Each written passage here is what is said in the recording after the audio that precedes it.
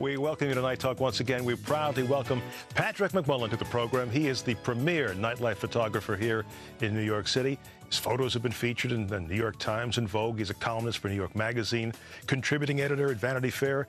Books include Glamour Girls and Kiss Kiss and many more. Got a new operation now dealing with a media company called Hot Phone Hit Factory and launching a luxury fashion magazine, I understand exclusively for iPhone users, called PMC. I got that right?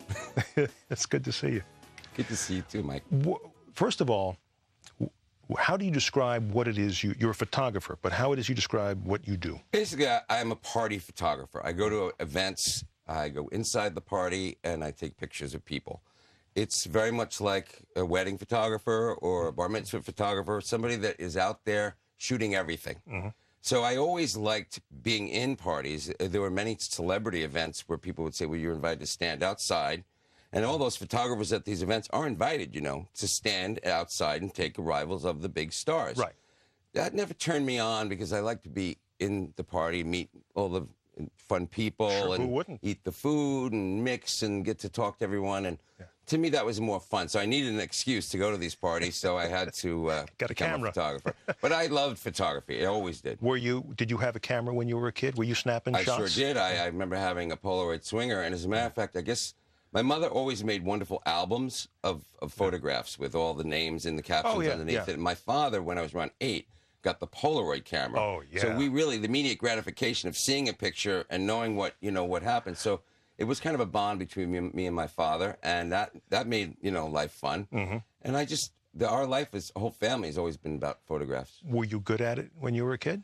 No, I'm not good at it now, but I do it a lot. So I get at least, there's an era of... what do you mean? You're joking, of course. Yes. Well, I'm a decent photographer, don't get me wrong, but I think my strength lies as a good editor. How so? What does that mean in the world of photography? Well, it means if you have 100 pictures, you can go through quickly and pick the 10 or 15 or 30 best pictures of that event, and just the others just sort of stay in the background. And I think and the best being the ones that are the most flattering, and most marketable. Well, certainly marketable, but I mean. A lot of the pictures I take, as I joke, I can't give them away, but that's why I had to create the website so I could show them. But it's important that one can have. It's hard when you're looking at thousands and thousands of pictures. And now I have a lot of fellas that work with me because I just couldn't go everywhere and do everything. So we all get together and we edit, and I try to keep my nose in and look and make sure everything looks good. We want people to look good. Do you often, when you do an event, do you often find yourself saying, I only have one photo of celebrity X, but it's not a good photo? What do you do in that kind of situation? Well, it happens, and unfortunately, you try to go to the celebrity X and say, I don't think that picture I got was very good, and they'll say, you want another one? I mean, really, 99 out of 100 people would prefer to look good if they can. So if you can't get it on the walk-in or you're inside the place, if you can't get it candid, you let them know. I mean, do you review this? Because of digital now. I always go up to whoever the main person of any party is and say, hi, I'm Patrick McMullan. I'm from New York Magazine, and I'm the photographer here tonight, and I'd like to get some nice pictures of you. And I would say that 97% of those parties are very interested in me doing just that and getting it over with. Right. Because there's certain big celebrities that I know, and they appreciate the fact that I get that over with right away, and then they can enjoy themselves. And I don't try to do, sneaky shit. No, you do. Every photographer wants to get candids if they can. Right. And some people really want you to be with them the whole night. Right, but you don't want to get the candid shot of the celebrity with the mouth half filled with the hors d'oeuvre. Well, taking photos while people are eating is something that generally I would not do anyway. It would seem like bad manners to me. And if they're eating, I should be eating, is my sense. That's so. That's why we got into this gig, right? It's worked. It's worked for me, So. How did you went to NYU? I did. I graduated from NYU. Right. I first went 2 years to Suffolk Community College. And out on our beloved homeland of Long Island, in Selden, where my grandfather was from. And then I graduated from NYU with a business degree in marketing. And I wanted very much to be in movies and marketing movies. I thought that would really be fun to do, But I wound up having a very bad illness when I was in 1981. I had what Lance Armstrong had, which was embryonal cell carcinoma. It had spread, and so it just changed my whole life. So I went back to, while I was in college, I worked for a photographer named Terry Stevenson. So you were ill as a young man. Yeah, I and was really very, had very a ill. moment where you had to figure out where you were going to take your life. Let's, on that note, because that's a True. good story. Let's come back and talk about that. Patrick McMullan, our guest, and also about the iPhone photos. Oh, yeah. Back in a moment. Don't go away. Back once again, Patrick McMullan is our guest, the premier nightlife photographer here in New York City.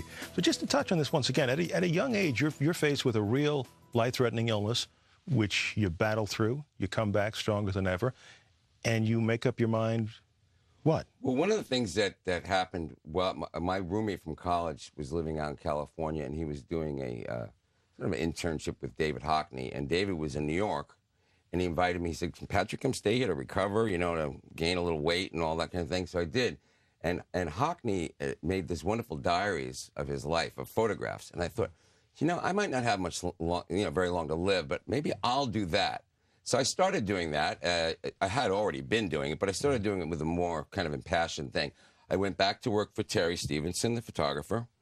And eventually, I remember I got a job with Details magazine, which was a nightclub thing, and going out was, to me, the most fun thing you could do, because when I was sick for a long time, I could not go anywhere. Yeah, so you were ready to celebrate. I was ready to go out. Yeah, party time. And so I always, you know, having a camera, taking pictures, going out late, it all fit into my lifestyle. So from there started a business, you know. How did you break that line, literally, where you weren't one of the guys outside waiting for the celebs to pass? A lot of it was me saying I didn't want to do that. I just, you know, when you almost die, there's a lot of things that you do want to do and a lot of things you don't want to do.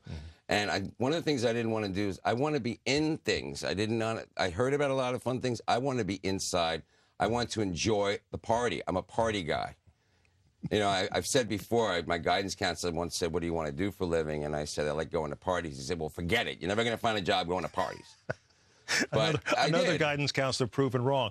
Who was the first famous person you took a picture of? That I took a picture of? It's a good question. I mean, Brooke Shields, I think.